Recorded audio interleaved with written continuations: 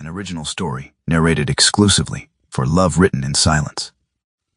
The snowflakes struck the carriage windows with growing urgency as Catherine Hawthorne clutched her worn leather bag against her chest, watching the Duke of Westmoreland's stern profile, illuminated by flashes of white. His gloved hands tightened on his walking stick as the driver shouted something unintelligible above the howling wind. Through the frosted glass, Catherine glimpsed the dim lights of a roadside inn, emerging from the blinding whiteness. Their only hope as darkness fell. The carriage lurched violently, throwing her forward until a strong arm shot out to steady her, the Duke's usually impassive face, now marked with concern as their gazes locked in silent acknowledgement of their predicament. Behind the inn's weathered door waited a revelation that would bind their fates more surely than the storm that had thrown them together. Miss Catherine Hawthorne had never intended to travel in such weather, particularly not in the company of a duke. Her position as a lady's companion to the elderly, Mrs. Pembroke, had rarely required journeys of any significance, let alone ones undertaken in the depths of winter. Yet here she was, seated across from the Duke of Westmoreland in his private carriage, watching as the gentle snowfall of morning transformed into something far more threatening. "I believe we may have been unwise to continue after Thornfield, Your Grace," she ventured, breaking the silence that had stretched between them since their last stop. The Duke glanced up from the document he'd been studying. His face, though handsome in its severity, revealed little emotion. "Perhaps, Miss Hawthorne.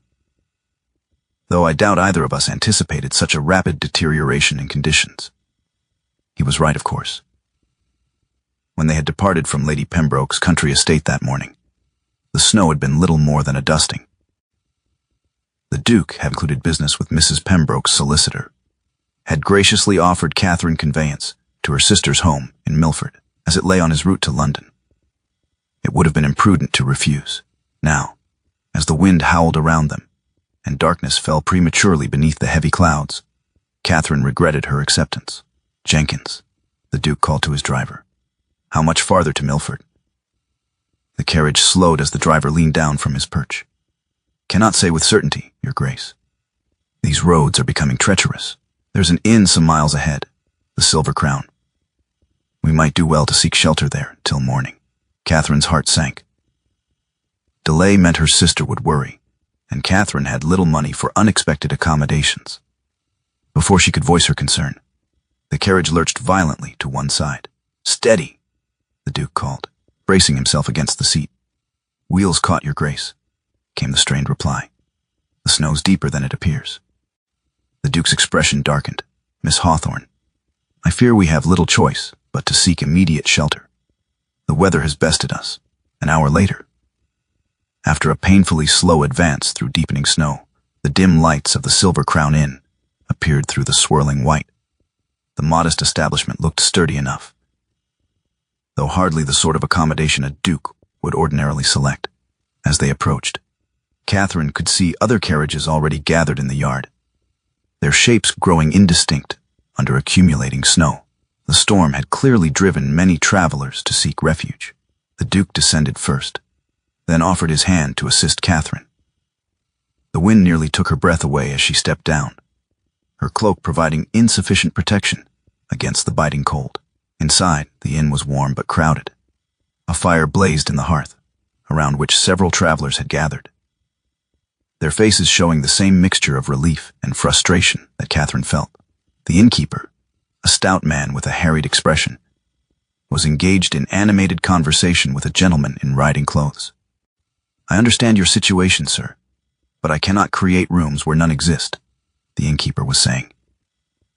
"The storm has brought more guests than the Silver Crown has seen in a decade." The Duke approached, his bearing commanding immediate attention. "Good evening. I am the Duke of Westmoreland. My companion and I require accommodations for the night." The innkeeper's eyes widened slightly at the Duke's title, but his expression remained troubled. "Your Grace, I am honored, but as I was explaining to this gentleman, we are severely limited in space. The storm—" "I understand the circumstances," the Duke interrupted, his tone level.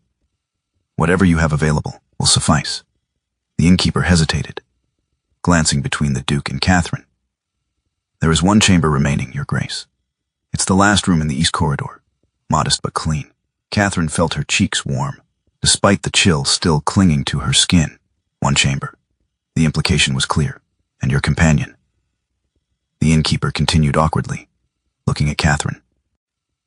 Miss Hawthorne is traveling under my protection, the Duke stated, his voice carrying just enough for those nearest to hear. We will take the room. The innkeeper nodded, relief evident in his face at having resolved the situation without confrontation. Very good, Your Grace. I'll have hot water sent up directly. As they followed a serving girl up the narrow staircase, Catherine felt the weight of curious eyes upon them.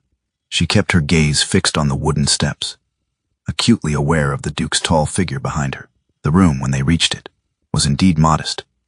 A single bed with clean linens, a small fireplace already lit, a washstand, and little else.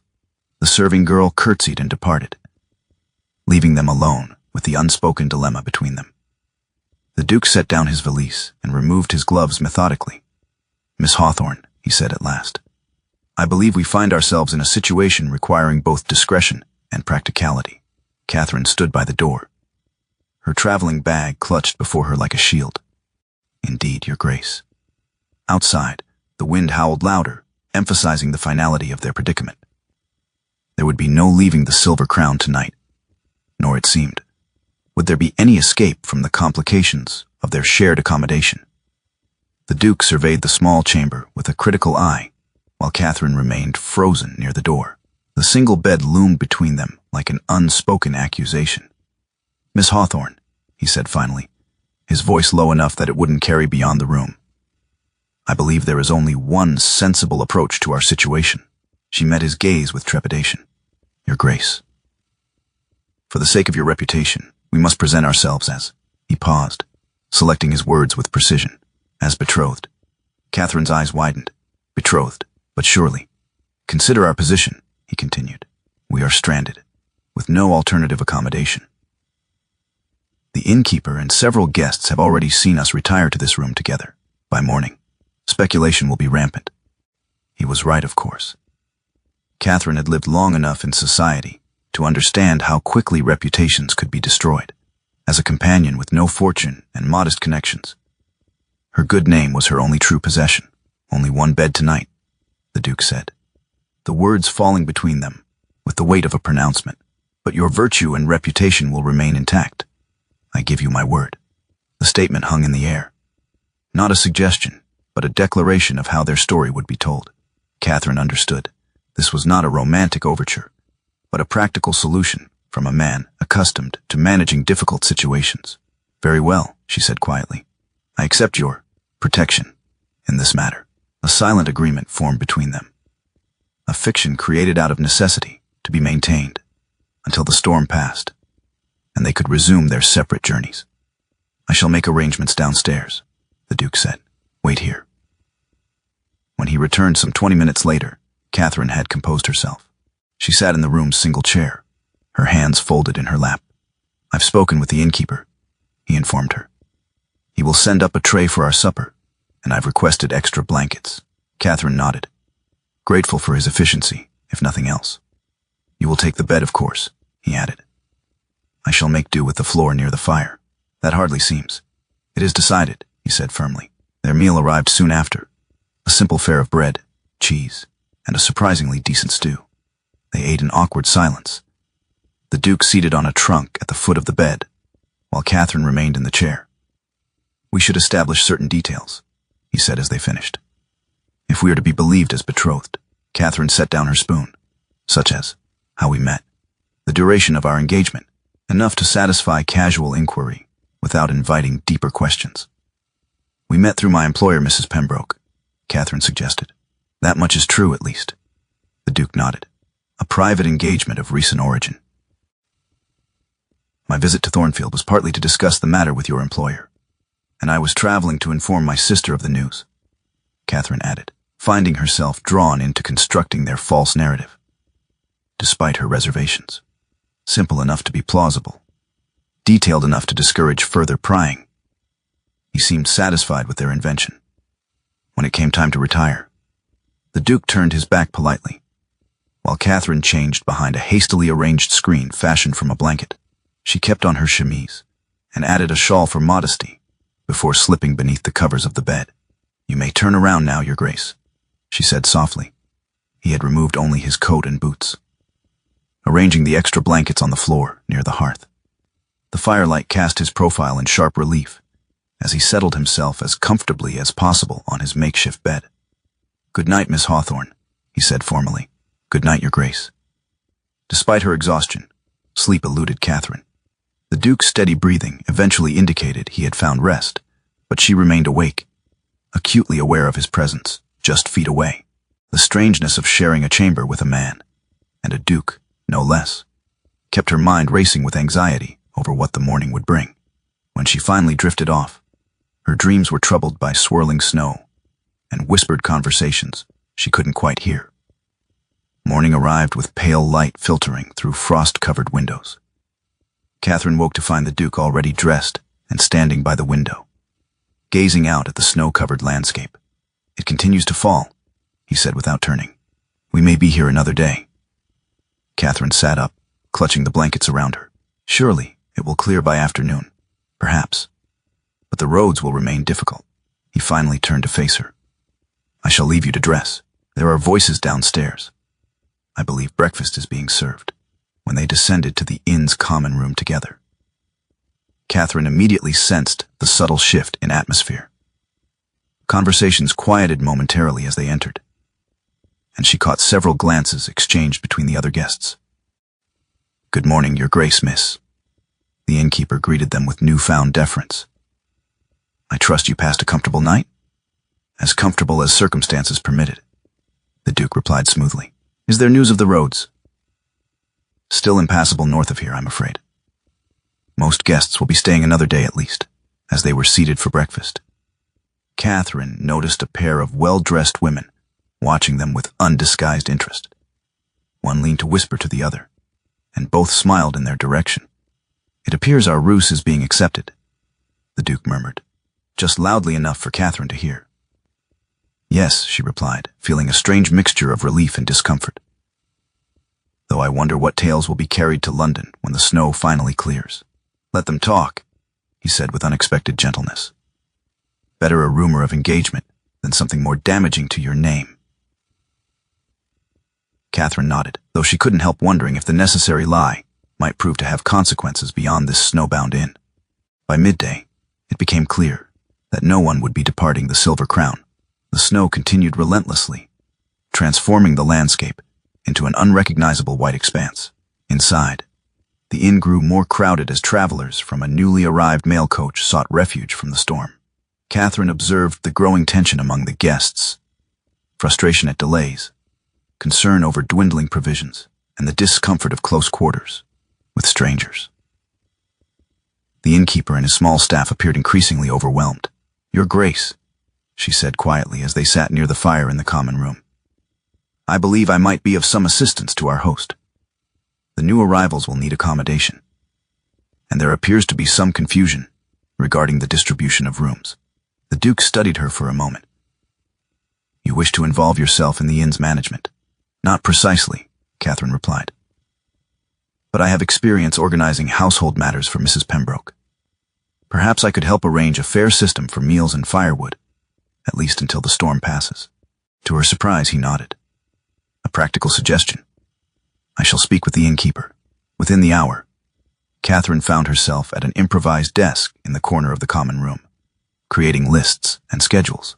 The innkeeper, initially hesitant to accept help from a guest, particularly one traveling with a Duke, soon expressed gratitude for her organizational skills.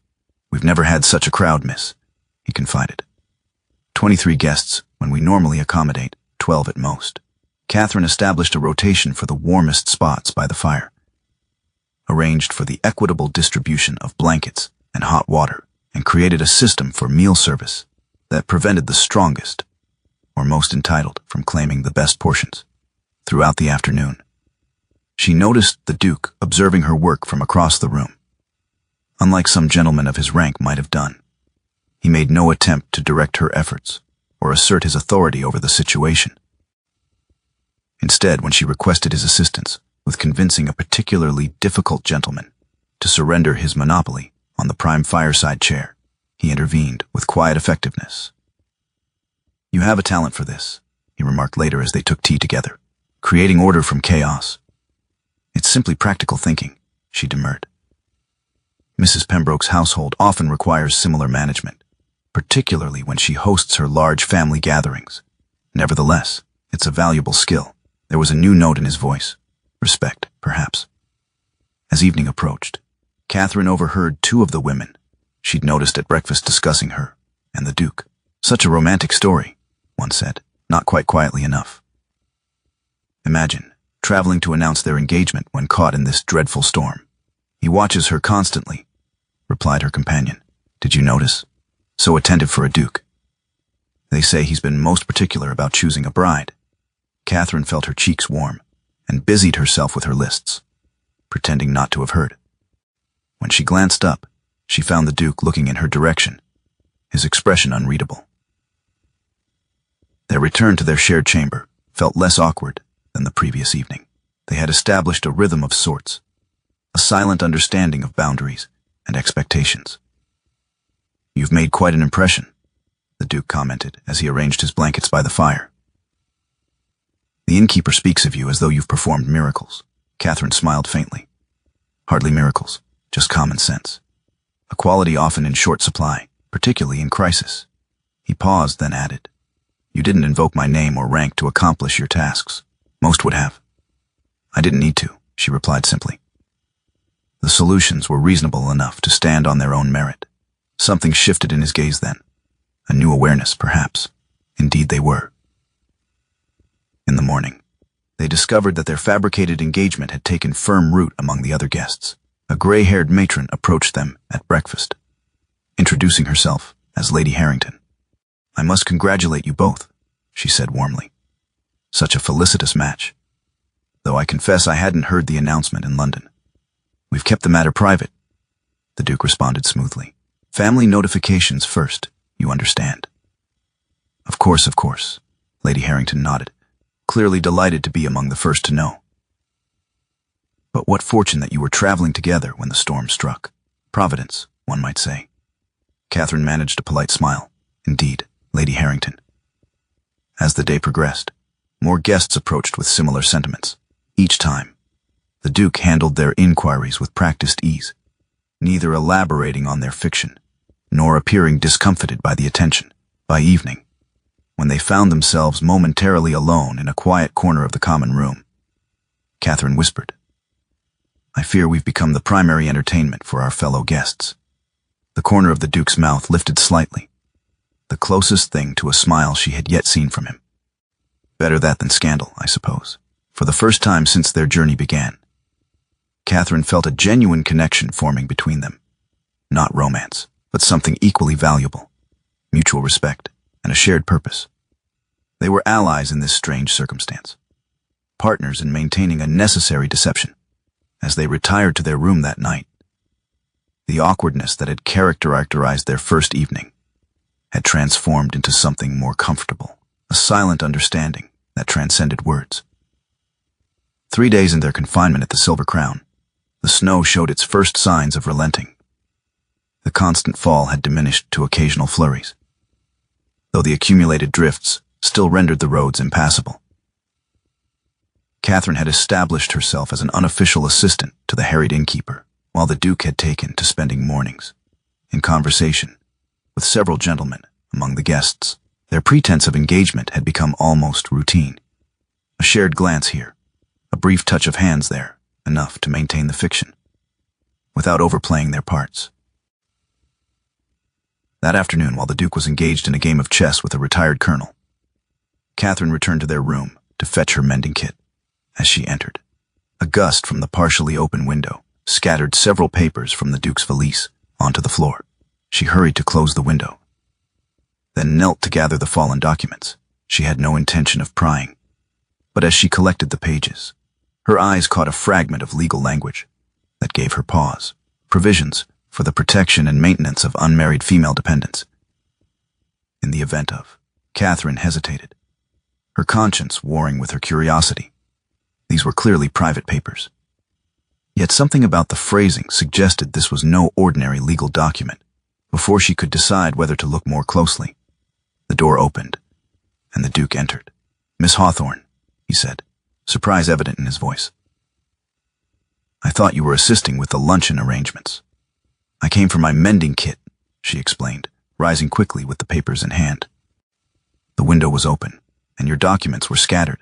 I apologize for the intrusion." He crossed the room and took the papers from her, his expression guarded, no harm done. Catherine should have left it there, but something compelled her to speak. "Forgive me, Your Grace, but I couldn't help noticing the nature of those documents. They appear to concern provisions for female dependents." The Duke stilled, studying her face carefully before responding. "You have a sharp eye, Miss Hawthorne. I didn't mean to pry," she added hastily. He was quiet for a moment, then gestured for her to sit. "Since you've glimpsed them already, I suppose there's little harm in explaining. These are drafts of legal provisions I'm establishing for my unmarried sister and several female cousins." "Provisions beyond the usual settlements?" Catherine asked, her interest genuinely piqued. "Yes." He set the papers on the small table between them. "The law offers women precious little protection, as I'm sure you're aware. A woman's security typically depends entirely on her male relations, their competence, their generosity, their very survival." Catherine nodded, all too familiar with this reality. "Indeed. My father left my sister with a modest income, but it's controlled by trustees who have shown more interest in preserving capital than ensuring her comfort." His voice had taken on an edge she hadn't heard before.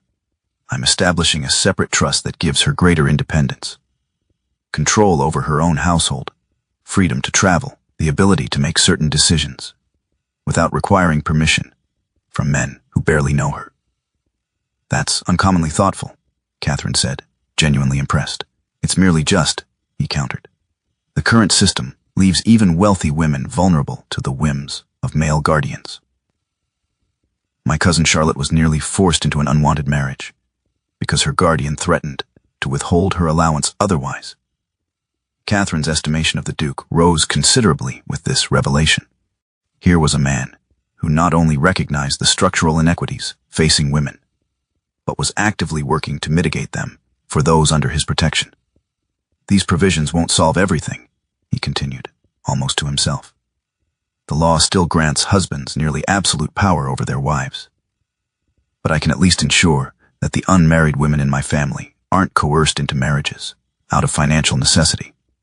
It's more than most would do," Catherine offered quietly.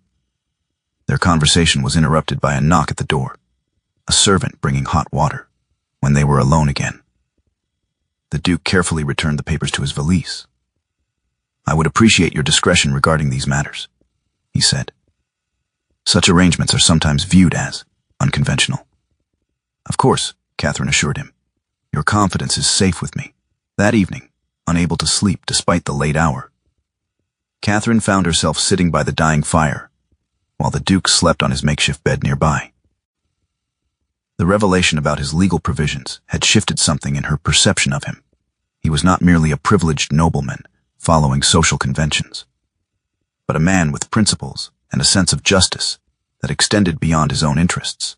A soft voice startled her from her thoughts. "You should be sleeping, Miss Hawthorne." She turned to find the Duke awake, watching her from his place by the hearth. "My thoughts are too active tonight," she admitted. He sat up, wrapping a blanket around his shoulders against the chill. "What troubles you?" Catherine hesitated, then decided on honesty. "I've been thinking about your legal provisions, about choice and obligation." "Ah," he nodded slowly. "Heavy topics for midnight contemplation. I've never had many choices," she found herself confessing. "As a companion, I've learned to accommodate, to adapt, to make myself useful without being noticed." "Yet you've been quite noticeable these past days," he observed. "Organizing provisions, mediating disputes, improving everyone's comfort." "Out of necessity," she demurred. "No," he disagreed gently. "Out of character. There's a difference." They fell silent, the crackling embers the only sound in the room. Catherine was acutely aware of the unusual intimacy of the moment, not physical proximity, but the sharing of thoughts normally kept private. "I believe we should be cautious of Mr. Blackwood," the Duke said suddenly. The gentleman with the red waistcoat, Catherine asked, surprised by the change of subject. Yes. I've observed him watching you with undue interest. And this afternoon, he made certain inquiries about our engagement that struck me as calculating.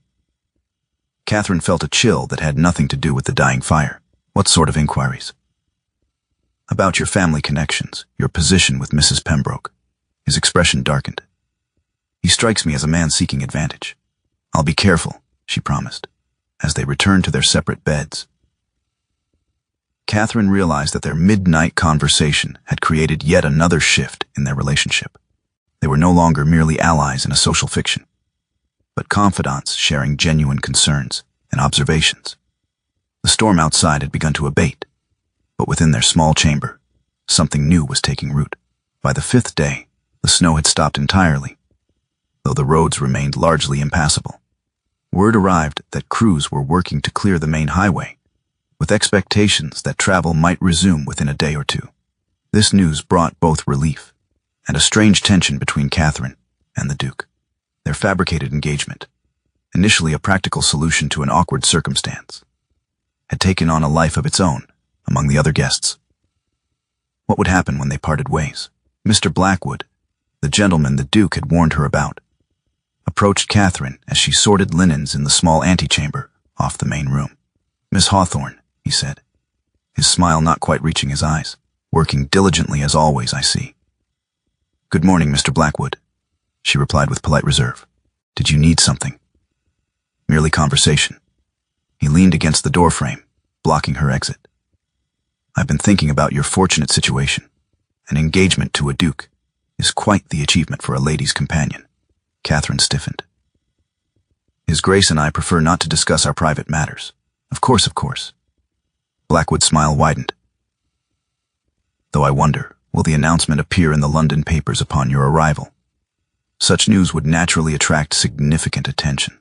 The implied threat in his words was unmistakable. If their engagement was announced publicly, then discovered to be false, the scandal would be considerable, damaging to the Duke's reputation, but utterly ruinous to Catherine's. That is for His Grace to decide, she answered carefully. Indeed.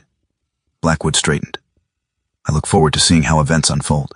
Lady Harrington and I return to London as soon as the road's clear. She has quite the circle of influential acquaintances, you know. After he departed, Catherine sought out the Duke, finding him in conversation with the innkeeper about the road conditions. Might I have a word, Your Grace? She asked when there was a break in their discussion. He must have noted the urgency in her voice, for he immediately excused himself to join her in a quiet corner.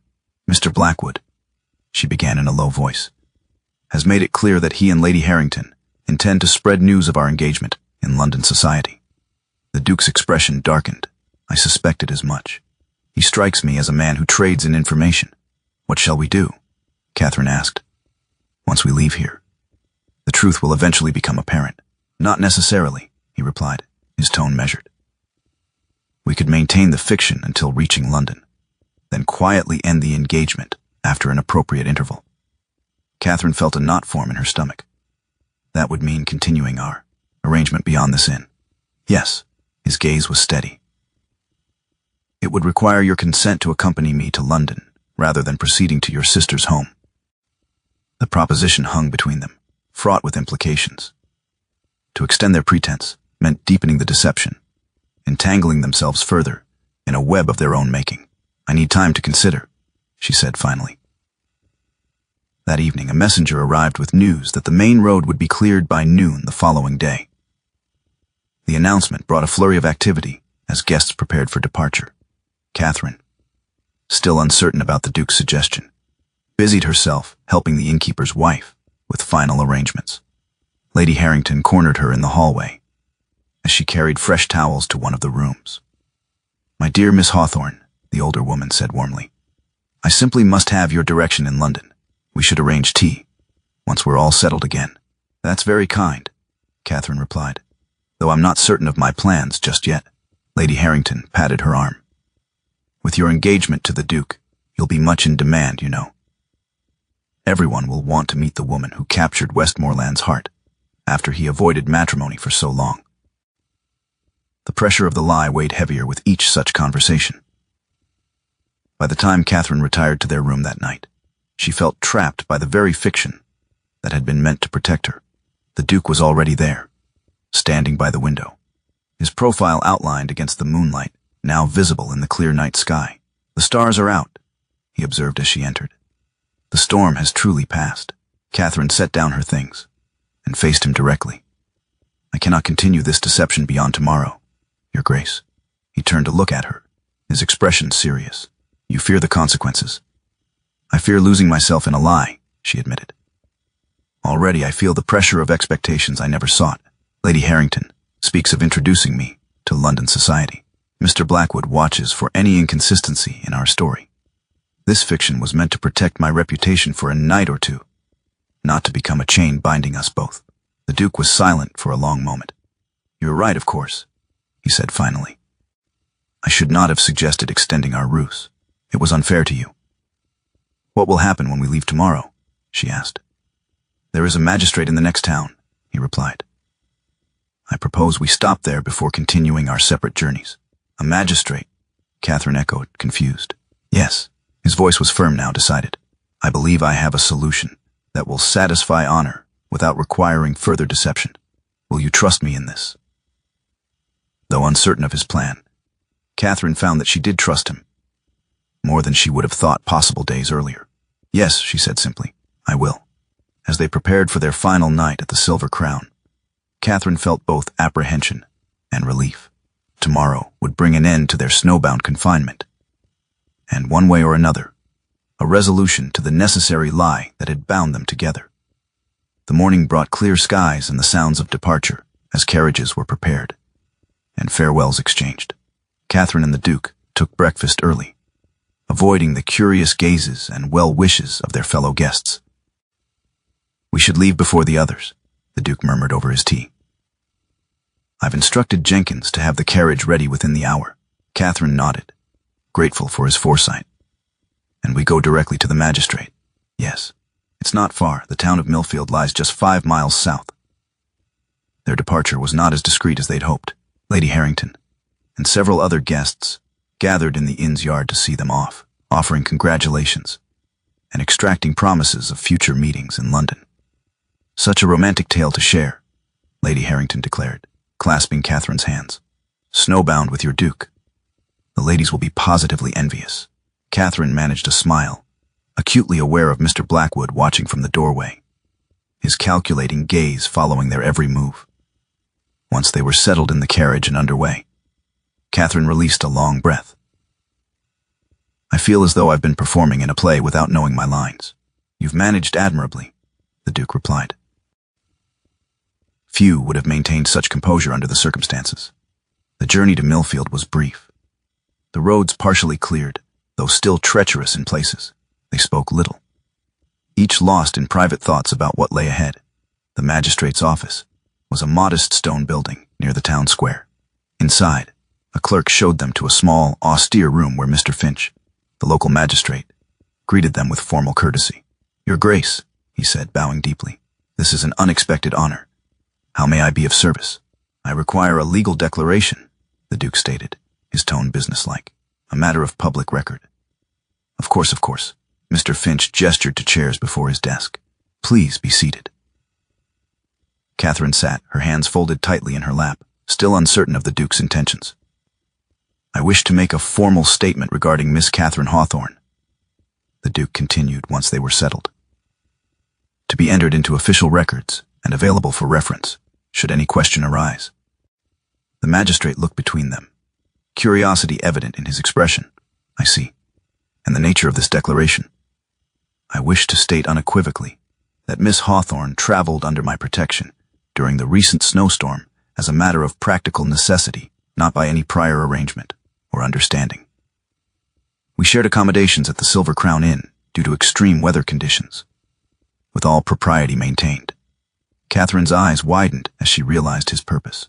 "Furthermore," the Duke continued, "while certain assumptions may have been made by fellow travelers, no engagement or romantic attachment exists between myself and Miss Hawthorne.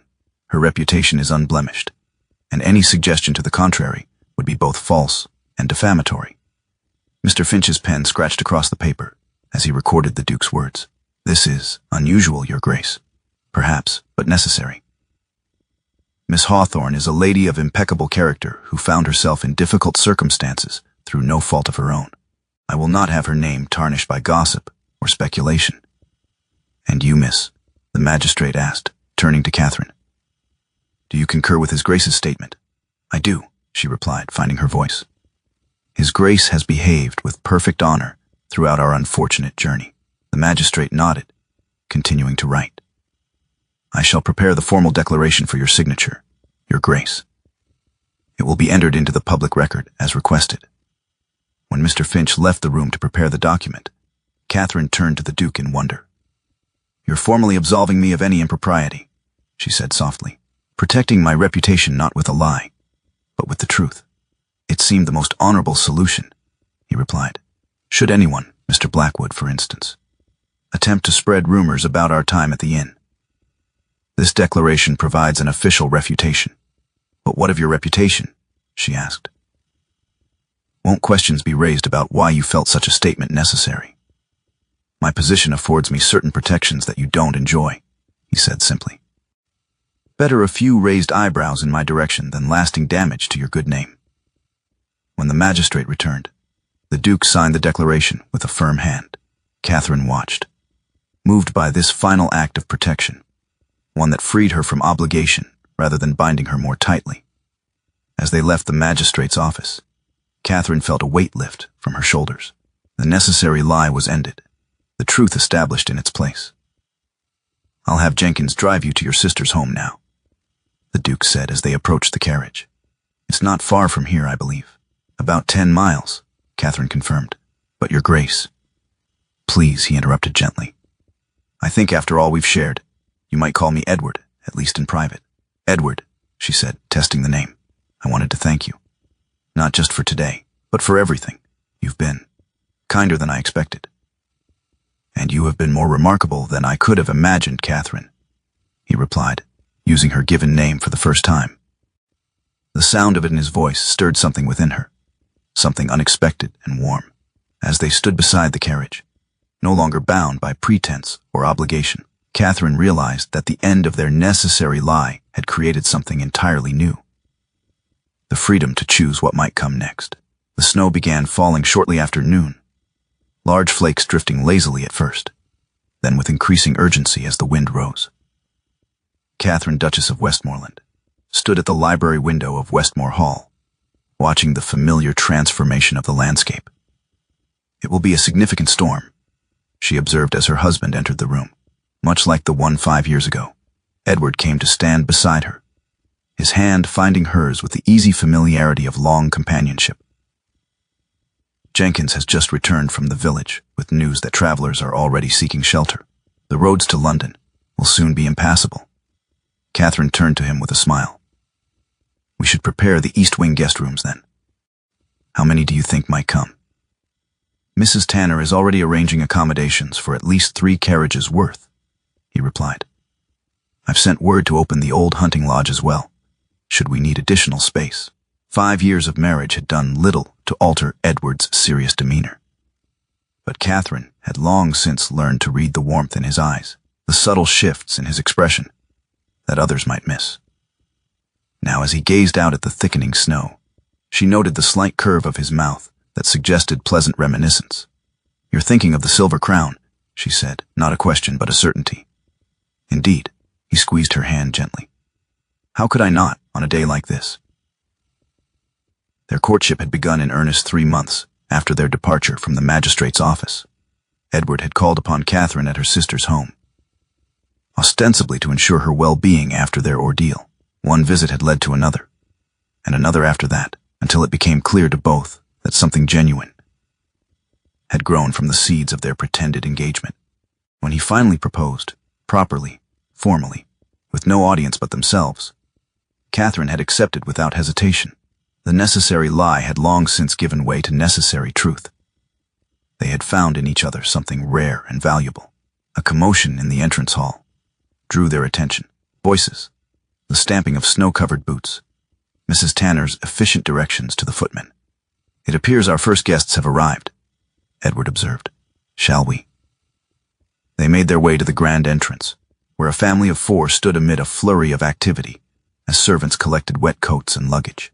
Lord and Lady Pemberton, Mrs. Tanner announced, and their children, Master James and Miss Eliza. Welcome to Westmore Hall, Edward said, stepping forward. I am Westmoreland, and this is my wife, Catherine. Lord Pemberton bowed gratefully. Your Grace, we cannot thank you enough for your hospitality. The storm caught us by surprise on our journey north. You are most welcome, Catherine assured them. We have ample room, and you shall be comfortable until the roads clear. As the evening progressed, more travelers arrived. A retired colonel and his wife, a young clergyman, 2 merchants from London. Each was received with the same gracious welcome, shown to well-appointed rooms, and invited to join the impromptu dinner, being prepared in the main dining room. Later, as they made a final inspection of the arrangements, Edward and Catherine paused in the corridor of the East Wing. All our guests are settled, he asked. Yes, though we've had to be creative with the accommodations, Catherine replied. The Wilkinsons will need to share the blue room, I'm afraid. There's only one bed tonight, Edward finished, his voice carrying the echo of that long-ago declaration, though now tinged with warmth, rather than formality. Catherine smiled, recognizing the significance of the phrase that had once changed the course of their lives. Indeed, though I doubt they'll mind. They've been married 30 years, according to Mrs. Tanner.